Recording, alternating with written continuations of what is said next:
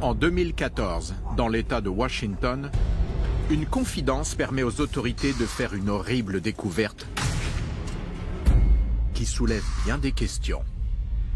Il n'y avait aucun signalement de disparition ni de meurtre présumé dans le secteur. Il fallait être dérangé pour faire ça. Mais qui est la propriétaire? Est-elle elle aussi une victime? Personne n'imaginait jusqu'où elle était prête à aller pour assurer sa survie. Les soupçons vont bon train. C'était le vilain petit canard de la famille, celui qui se mettait toujours dans le beau drap. Il n'y a qu'une façon de connaître la vérité. J'ai demandé à l'indic, tu peux y aller avec un micro?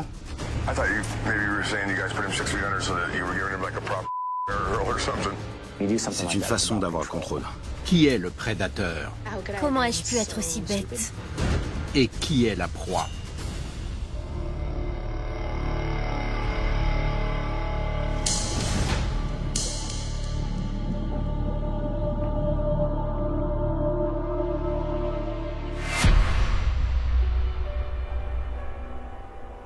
Au nord de Seattle, où les contreforts de la chaîne des Cascades rejoignent le Pacifique, se trouve la ville d'Arlington. Dans cette oasis de tranquillité, le 13 février 2014, un homme révèle à la police une information qui, si elle s'avère véridique, a de quoi faire froid dans le dos.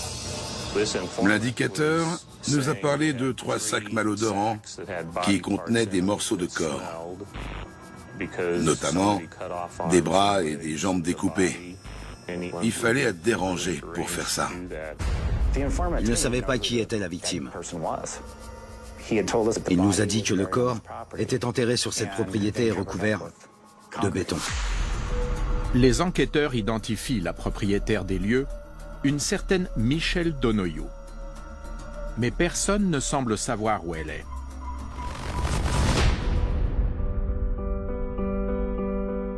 Pendant ses premières années à Marysville, non loin de là, Michelle Ducharme n'a pas eu le droit de faire grand-chose, ce qui explique peut-être qu'à l'âge de 16 ans, elle se soit rebellée.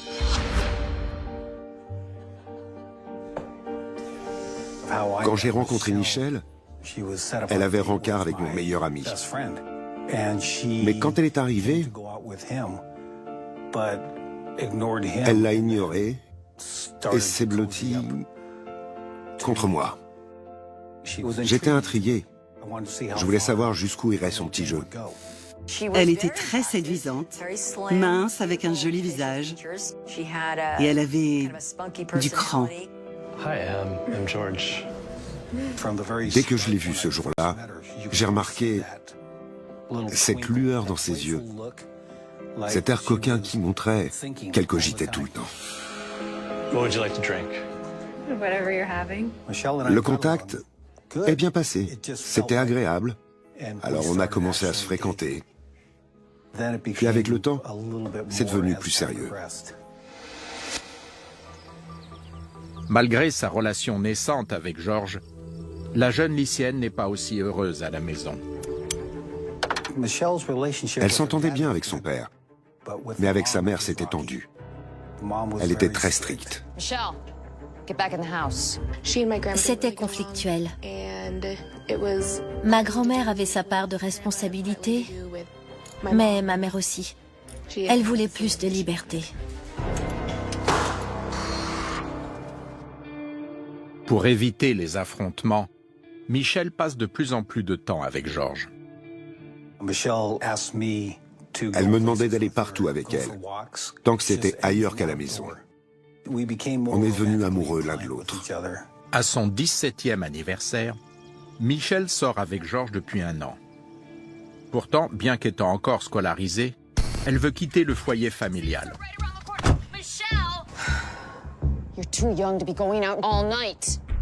Elle se disputait tout le temps avec sa mère, et ses résultats scolaires étaient en chute libre. Elle voulait partir de chez elle et ne plus voir sa mère. Elle savait utiliser son charme naturel pour parvenir à ses fins. Pour l'adolescente, George, âgé alors de 23 ans, devient une issue de secours. Elle a alors emménagé avec moi.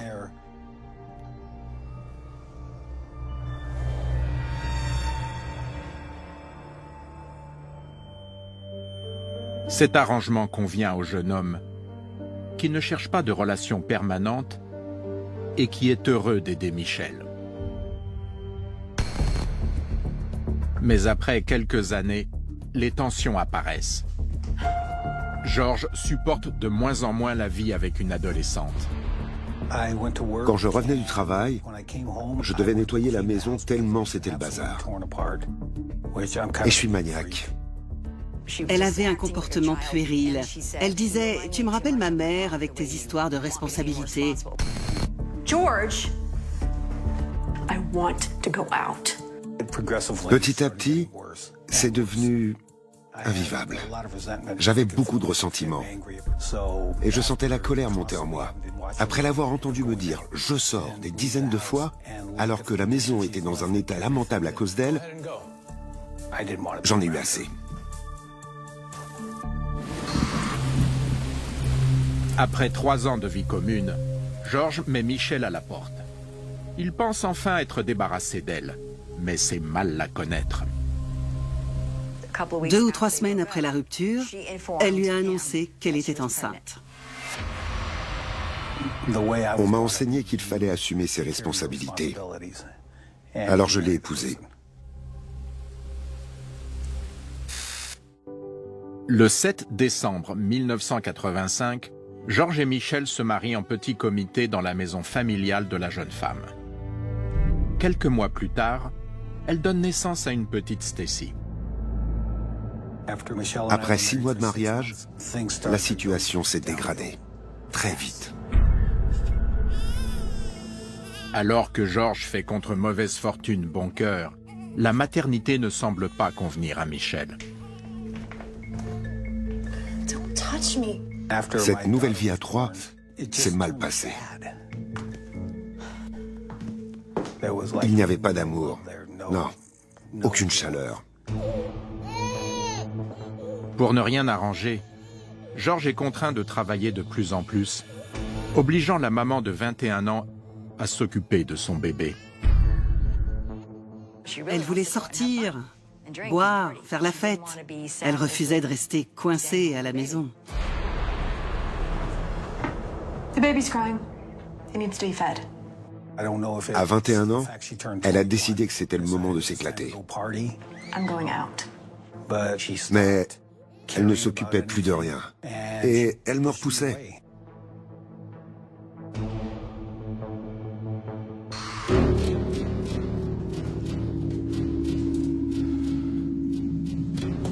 Un jour, en rentrant du travail, j'ai découvert l'appartement vide. Il ne restait qu'un plateau et ma petite télé. Mais encore plus choquant, Michel a également pris leur fille, Stacy. Je ne pensais qu'à une chose. Ma fille n'était plus avec moi à la maison. Georges n'est pas dupe. Sa femme n'a pas été gagnée par une soudaine fibre maternelle. Elle ne voulait pas de ma fille. Tout ce qu'elle faisait était intéressé. Et ce qui l'intéressait par-dessus tout, c'était l'argent. Un schéma commence à se dessiner. S'il veut voir Stacy, Georges devra payer Michel. Je lui ai dit que je ne voulais pas voir ma fille un week-end sur 2. Michel est très manipulatrice. Et elle a utilisé notre fille pour parvenir à ses fins. Je devais lui donner ce qu'elle voulait. Et si elle en voulait encore plus, elle me menaçait de me priver de Stacy.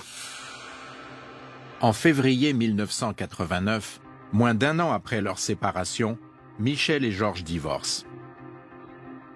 Michel a eu la garde de ma fille, car je travaillais entre 12 et 16 heures par jour. Pendant 2 ans, Georges verse la pension alimentaire à son ex-femme, qui demande à être payée plusieurs fois en liquide. Mais cela ne lui suffit toujours pas. Les services sociaux m'ont alors informé que je lui devais 10 000 $ de pension alimentaire. Michel prétend ne pas avoir reçu les paiements en espèces. Soit je l'attaquais en justice, soit je payais cette somme. Cette histoire est un bon révélateur du côté sournois de sa personnalité, ce côté obscur, dénué de toute morale et honnêteté. Pour moi, c'est impossible d'accorder ma confiance à cette femme. 25 ans plus tard, alors que les enquêteurs perquisitionnent sa propriété en quête d'un cadavre enterré, tous ceux qui connaissent Michelle se demandent si son machiavélisme ne l'a pas entraîné trop loin. Aux abords d'Arlington, dans l'État de Washington, la police perquisitionne une vaste propriété résidentielle située sur Wade Road. Le garage et le carport sont remplis de voitures désossées, ce qui semble être le signe d'une activité clandestine. Mais les enquêteurs sont là pour une autre raison. Un cadavre serait enterré dans le garage. On nous a dit que le corps était dans 3 sacs différents, sous la chape de béton. On a commencé à creuser et il y avait bien une caisse en plastique mauve. En creusant encore, avec précaution, on a trouvé 2 sacs et des ossements sur le côté de la caisse. C'était les jambes et les bras d'un être humain. Étonnamment, Michelle Donoghue, la propriétaire des lieux, a disparu.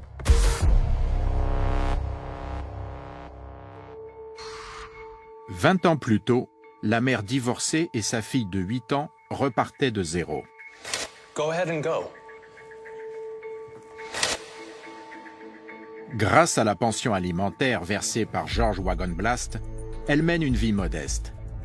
Trop modeste aux yeux de Michelle, qui rêve de plaisir et de liberté. Quand ma mère a quitté mon père, on a vécu quelque temps avec ma tante avant de s'installer dans la ville d'Everett. Pour gagner plus d'argent qu'elle n'en reçoit de son ex-mari, la jeune femme décide de mettre la main sur un nouvel homme.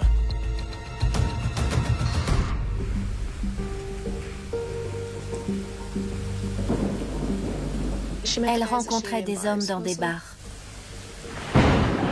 You're a big girl now. I'd have given anything to be left at home alone when I was your age. Elle allait dans le bar du coin, peut-être 3 ou 4 fois par semaine. I have to go. Leftovers are in the fridge.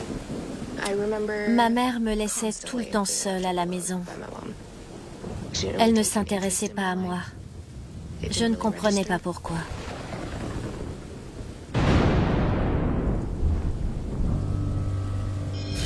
Au printemps 1994, Michelle rencontre Byron Wright, 43 ans. Quand elle découvre sa propriété, la jeune femme pense avoir trouvé ce qu'elle cherchait. Byron avait 4 hectares au nord d'Arlington. C'était un fanat de voiture et un mécano très doué. D'un coup d'œil, il savait comment démonter une caisse et la remonter parfaitement. Ce mécanicien aéronautique gagne bien sa vie. Il possède une grande propriété, plusieurs véhicules, une pension et une assurance vie. Bref, le deuxième mari idéal. Les voitures n'intéressaient pas spécialement ma mère, mais elle a appris à les connaître pour faire plaisir à Byron. Michelle est une opportuniste. Elle sait où sont ses intérêts. Elle sait qu'avec un sourire ou avec quelques contacts un peu taquins, elle peut faire tourner la tête d'un homme. Byron était une belle opportunité. Le moyen pour elle d'être à l'abri financièrement.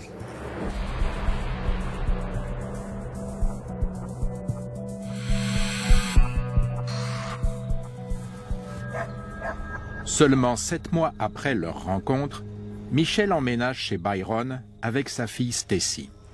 Maintenant âgée de 28 ans, elle a tiré les enseignements de ses erreurs de jeunesse avec son premier mari. Ne pas se dévoiler trop tôt. C'était un homme casanier, solitaire. Il regardait beaucoup la télé et discutait rarement. Byron aime rester chez lui. Alors Michelle prend le pli. C'est un sacrifice auquel elle consent pour obtenir ce qu'elle aime, l'argent. Plus le temps passe, moins Byron voit sa propre famille.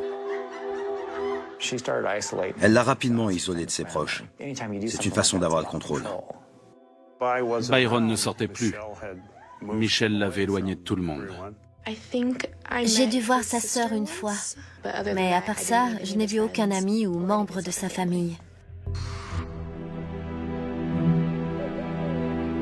En janvier 2000, alors qu'ils sont en couple depuis 5 ans, Byron demande Michelle en mariage. La cérémonie se déroule en comité restreint à l'insu de Stacy, la propre fille de Michelle. Quand elle m'a dit qu'ils s'étaient mariés, ça m'a étonnée. Parce qu'ils n'étaient pas très affectueux ou attentionnés l'un envers l'autre. Mais ce n'est pas l'amour qui intéresse Michelle.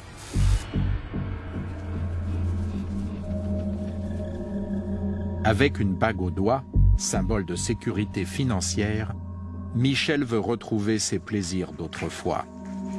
Hey, honey, let's do something tonight.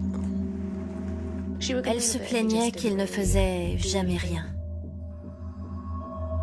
Byron aimait rester chez lui à bidouiller ses voitures.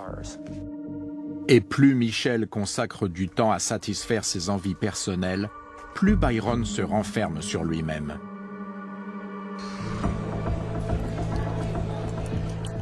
Tout ce qu'elle fait est motivé par un but.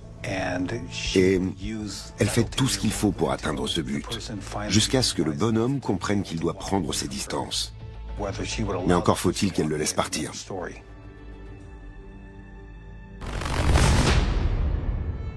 À l'automne 2004, Michelle et Byron sont ensemble depuis près de 10 ans et mariés depuis 4. George s'est lui aussi remarié et accueille régulièrement Stacy dans un environnement sain. Quand on s'est mariés, Stacy était heureuse. On était devenus proches, elle et moi. À la fin des vacances, des week-ends, et chaque fois que je passais du temps avec mon père, ma belle-mère et mes sœurs, je détestais rentrer chez ma mère. Michelle. Quand Mary et moi avons décidé de passer des vacances en Irlande, j'ai demandé à Michelle si elle était d'accord pour que Stacy nous accompagne. Yeah, okay, sure. Sounds good to me. Elle était absolument ravie. Ça tombait parfaitement pour elle.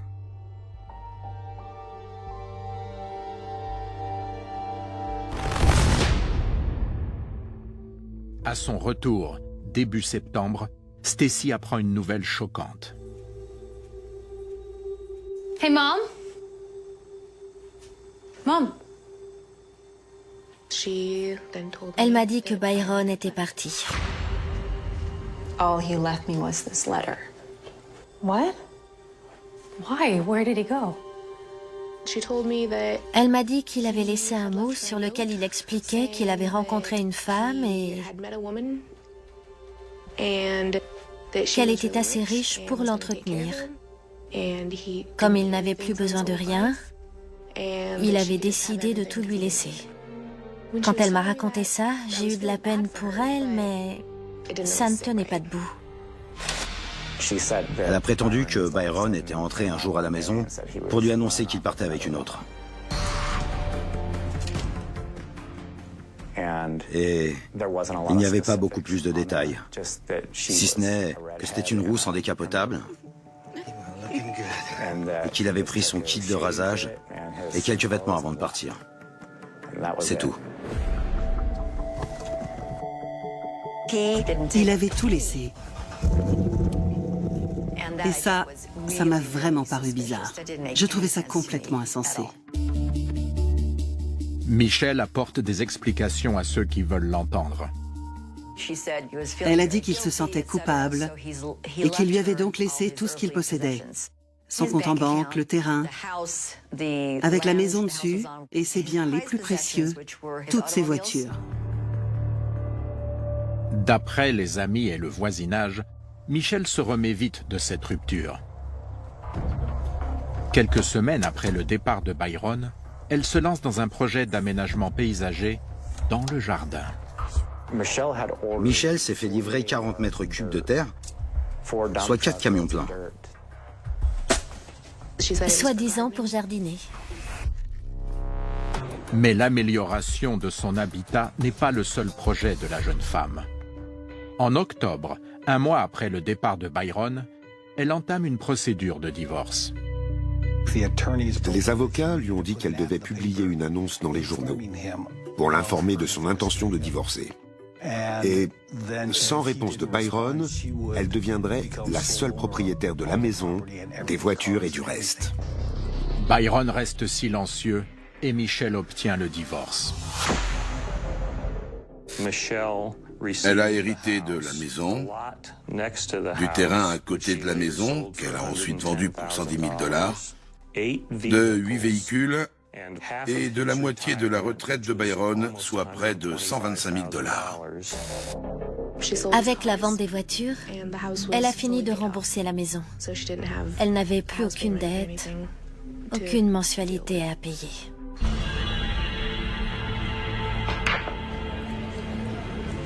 Avant même que la procédure soit finalisée, Michelle reprend ses bonnes vieilles habitudes. Elle se met en quête d'un nouveau mari.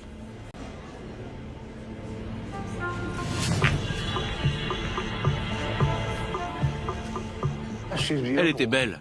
Quand je l'ai vue, on faisait la fête et on buvait. Le courant est bien passé. Elle y allait pas par quatre chemins. Elle était drôle, on rigolait bien. Comme Michelle, Joel Donoghue a la trentaine passée et une vie décousue, marquée par la quête de plaisirs éphémères. C'était le vilain petit canard de la famille. Celui qui se mettait toujours dans le beau drap, qui cherchait toujours à grappiller quelques dollars, mais qui galérait toujours. You play? I don't know how. Here. Let me teach you. Après 2 maris peu attirés par les sorties nocturnes, Michelle rêve d'un homme capable d'assouvir ses pulsions festives. Et Joel semble avoir le profil.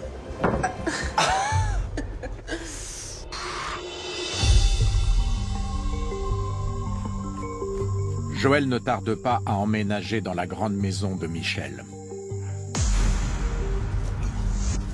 Rapidement, le couple commence à dépenser l'argent de Byron. Après avoir rénové la maison, ils décident de profiter de la vie. Ils sortaient au casino, dans les bars, prenaient des vacances dans des hôtels très chers. J'avais de l'argent aussi, mais beaucoup moins qu'elle. Alors on s'est fait plaisir. Joel et Michelle se marient en 2007. Mais comme lors de ces 2 précédentes unions, le bonheur est de courte durée. Joel exploite le garage et le carport de Michelle.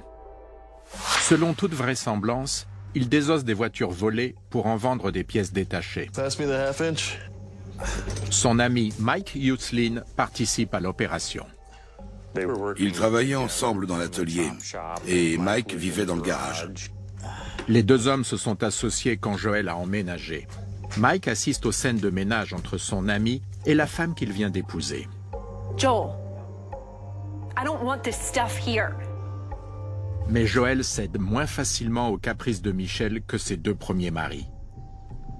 Et elle a du mal à l'accepter.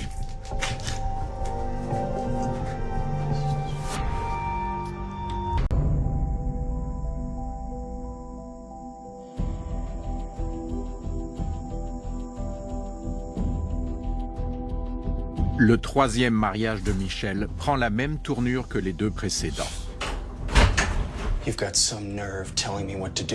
Mais alors qu'elle faisait perdre de l'argent à George et Byron, c'est maintenant l'inverse qui se produit. Elle a dû prendre une hypothèque pour payer toutes les dettes qu'elle avait contractées avec Joel après leur mariage. Et les activités apparemment illégales de Joel n'arrangent rien. Avec l'alcool, elle devenait émotive et elle partait en live. You're not making enough money for me to risk my home and my property. Je me suis dit, je veux pas subir ça. Ces crises, ces problèmes, en plus des miens, je voulais la quitter.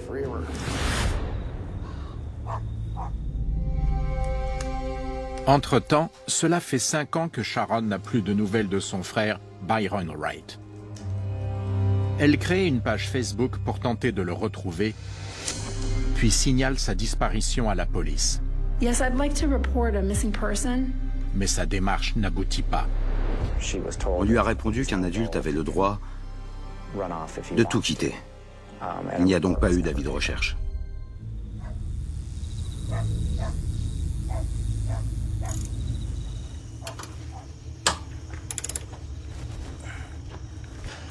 Stroll around? Un soir, Walter Shue, un autre mécanicien de l'atelier clandestin, vient voir son patron.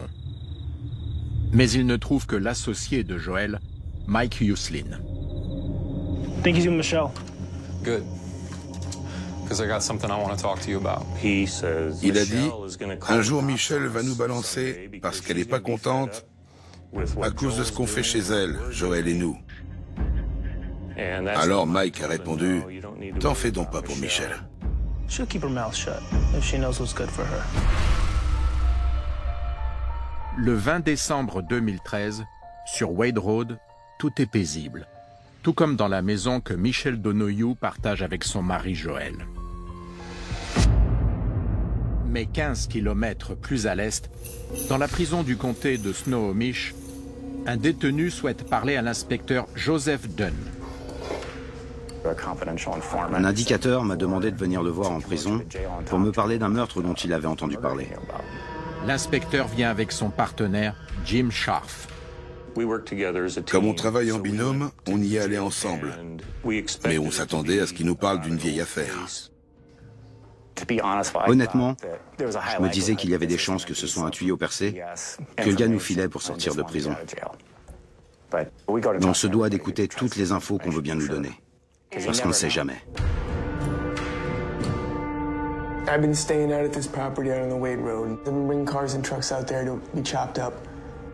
Il a avoué être impliqué dans des vols de voitures. Puis il a parlé d'un certain Joel, qui était marié à la propriétaire des lieux, et d'un certain Mike, qui vivait dans le garage. C'était le mécano de l'affaire. Mike is the guy who told me that there's a body buried underneath the concrete slab. Il n'y avait aucun signalement de disparition ou de meurtre présumé dans le secteur. Did Mike tell you who was buried out there? No, but I didn't ask for any names. On n'avait jamais entendu parler de ces gens, ni de cet endroit. J'ai demandé à l'indic, tu peux y aller avec un micro pour enregistrer ta discussion avec Mike.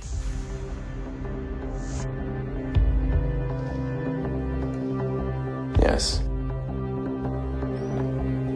Mais réussir à faire parler Mike s'annonce délicat.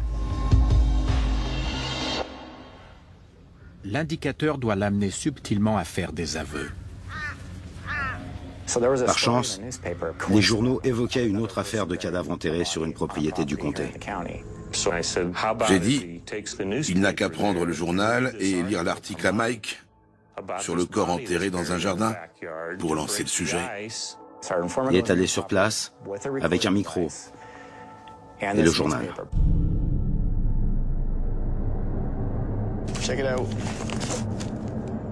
Il a commencé à parler à Mike de l'article qu'il avait lu et à lui dire des choses du genre « C'est une sacrée coïncidence ». Après avoir lu le texte, Mike a sorti « Ils ne trouveront rien ici. C'est sous le béton ». Whose idea was it to put that underneath the slab? That would be fucking Joel.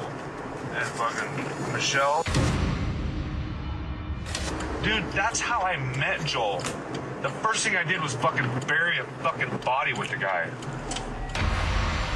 Mike explique à l'indicateur que Michelle avait enseveli un corps dans le jardin sous des tonnes de terre. Elle a dit que sa propriété risquait d'être saisie et que s'il y avait des travaux de terrassement, il trouvera un cadavre. Mike lui a proposé de l'aider à mieux cacher le corps. Dude, he was in pieces. His fucking torso, it was fucking bottom half, and the top half, and the head was severed. Nuh-uh. Yeah, I swear to God.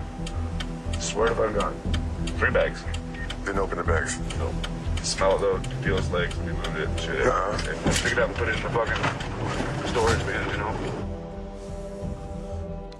Alors, Mike a dit qu'il avait utilisé une mini-pelle pour creuser un trou dans le garage. Dug it out as far as I could, then we got made it by hand. I dug it out until it was fucking 6 feet deep. This ground penetrating radar can't pick it up, dude. What? This ground penetrating radar can't pick it up under 6 feet. You know? I thought maybe you were saying you guys put him 6 feet under so that you were giving him like a proper fucking burial or something. No. I think we said a few words over his fucking body. Sorry about your luck. Les inspecteurs Dunn et Scharf sont sidérés. Tout ce que l'indicateur avait dit est vrai. All right, let's go.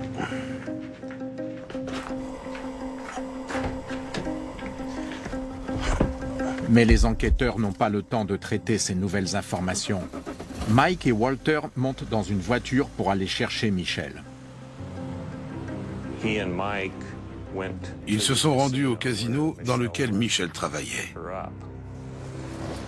Hey, Michelle. À ce moment-là, il était clair que Michel traversait une mauvaise période dans sa relation avec Joel. Ils ont commencé à parler de lui et à critiquer son comportement vis-à-vis d'elle. Michel sait que son mari envisage de la quitter.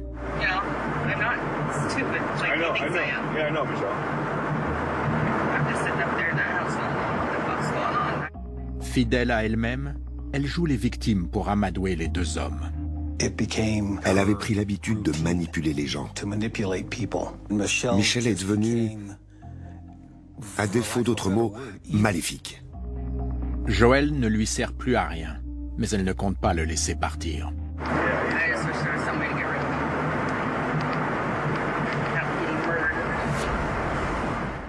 Et je l'ai entendu prononcer le mot « meurtre ».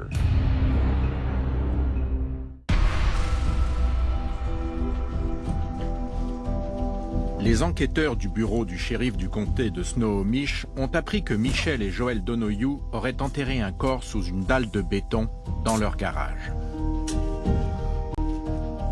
Whose idea was it to put that thing underneath the slab? That would be fucking Michelle's and fucking Joel.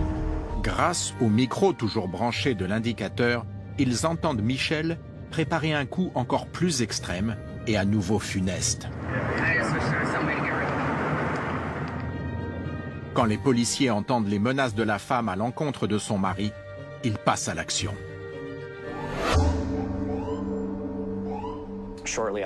Tous ces éléments nous ont incités à demander un mandat de perquisition. Et le 13 février 2014, on l'a obtenu.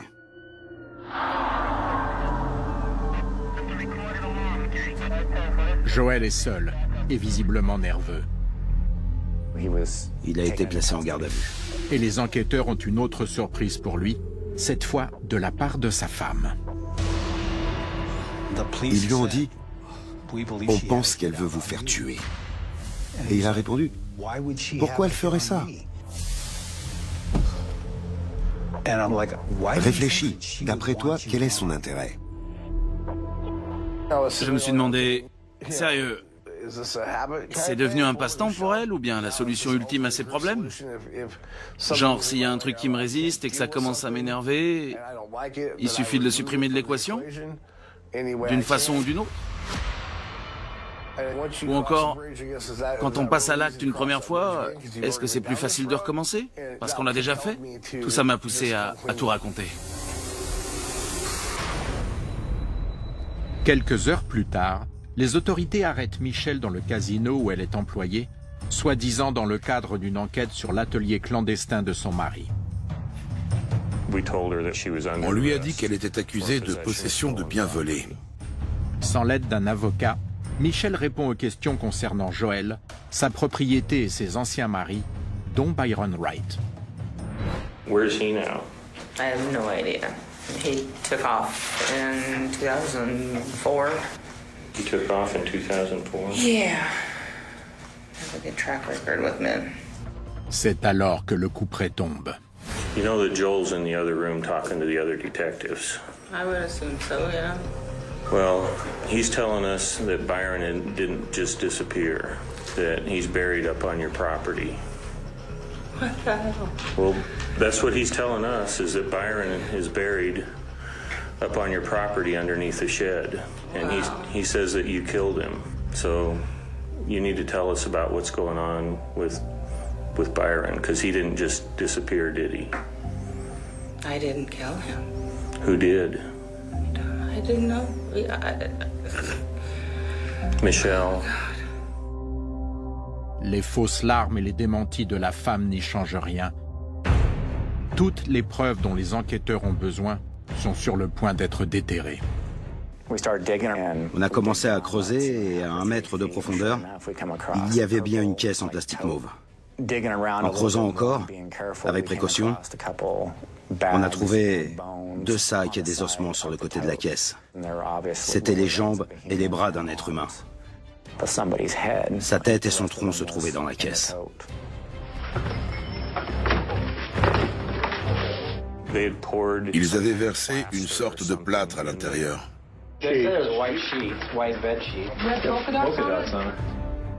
Il était enroulé dans un drap et portait des sous-vêtements.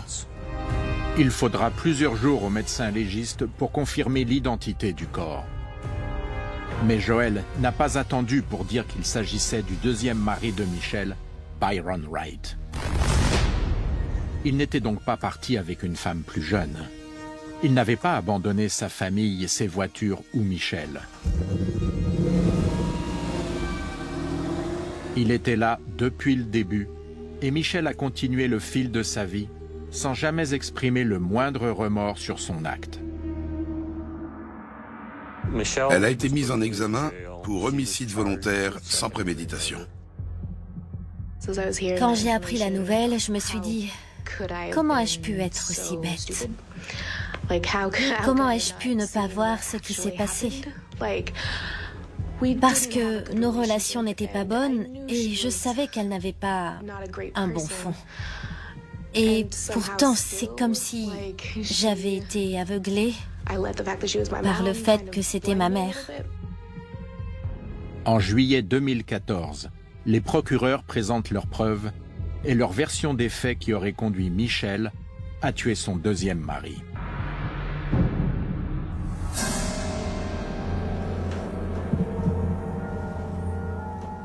Je pense que ce qui l'a poussée au meurtre, c'est un sentiment de perte de contrôle. Elle avait l'impression de ne pas avoir ce qu'elle voulait.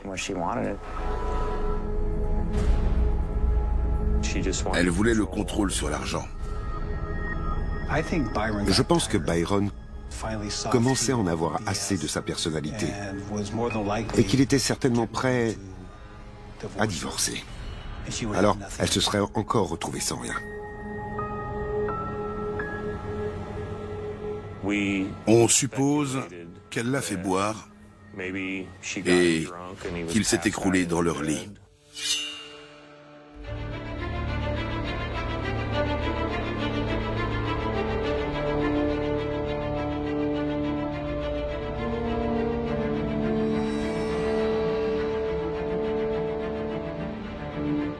L'attaque a dû être foudroyante.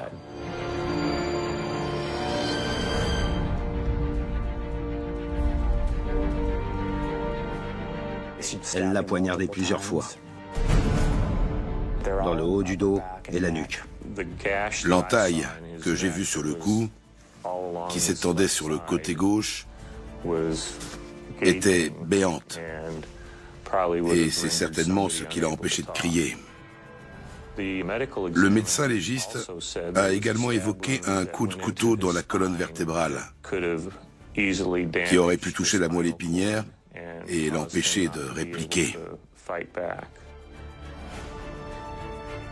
Il était enveloppé dans un drap et le motif qui apparaissait sur ce drap était le même que 2 têtes d'oreiller qu'on a trouvées dans la maison.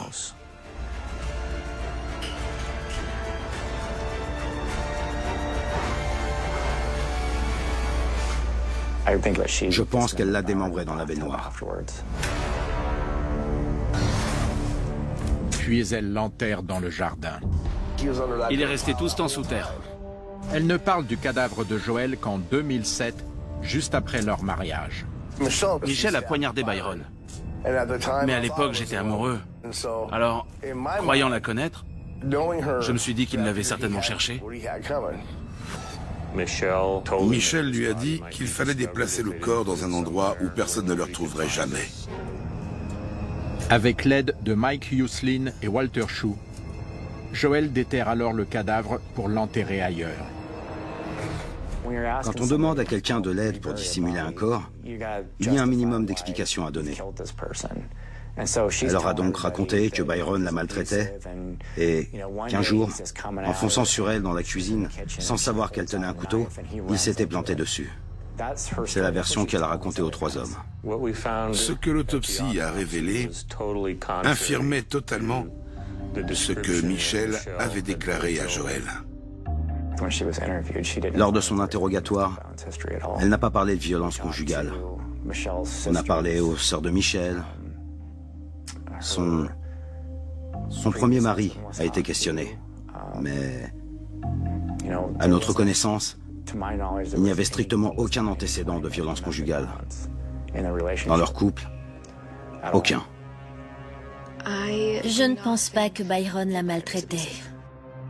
Et si oui, je tomberais des nues. Je ne l'ai jamais vu hausser le ton ni rien faire d'autre que regarder la télé. Alors j'ai vraiment beaucoup de mal à croire qu'il ait pu être violent physiquement ou même verbalement. Les résultats de l'autopsie et certains documents, dont une facture pour 4 camions de terre, confirment les soupçons. Les preuves étaient accablantes. Le 11 juillet 2014, Michelle Donoghue plaide coupable pour le meurtre de Byron Wright. Oui, c'est une sociopathe. Rien dans son attitude n'a indiqué qu'elle était désolée d'avoir commis cet acte. En fait, elle était seulement contrariée de s'être fait prendre. Ma mère est glaciale. Ma mère est une sociopathe. Ma mère n'est pas une mère, en fait. Joel, Mike et Walter, les hommes qui ont déplacé le corps de Byron, ne seront pas inculpés. Ils auraient pu être accusés de recel de malfaiteurs ou de dissimulation de cadavres humains, mais le délai de prescription était dépassé pour ces délits.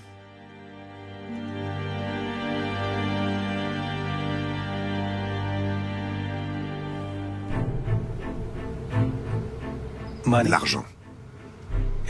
Tout ce qu'elle faisait tournait autour de l'argent.